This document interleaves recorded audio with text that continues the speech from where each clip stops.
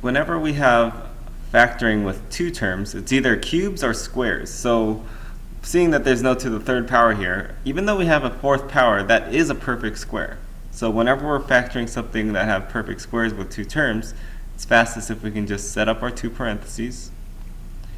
And then these are very easy because since they're perfect squares, we're going to take the square root of the first one and the square root of the second one. So the square root of 49x to the fourth is 7x squared. And so I'm going to put those in both of them.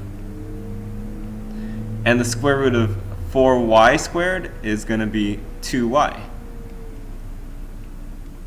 And since we have only two terms, remember the only way that middle term cancels out is if one's a plus and one's a minus. So that's automatically going to be our solution, and we're going to get A.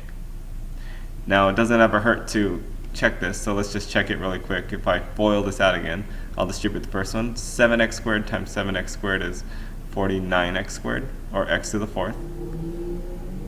Right, because 7 times 7 is 49. X squared times x squared is x to the fourth. Then if I do the outsides, I get 7x squared times minus 2y is minus 14x squared y. And then on the inside, I get 2y times 7x squared is going to be plus 14x squared y. And then last, I get 2y times minus 2y, and that's going to give me minus 4y squared. And then we can see why the middle term disappears, because they're opposites of each other. Minus 14x squared y and plus 14x squared y, they cancel out to 0. And so I get 49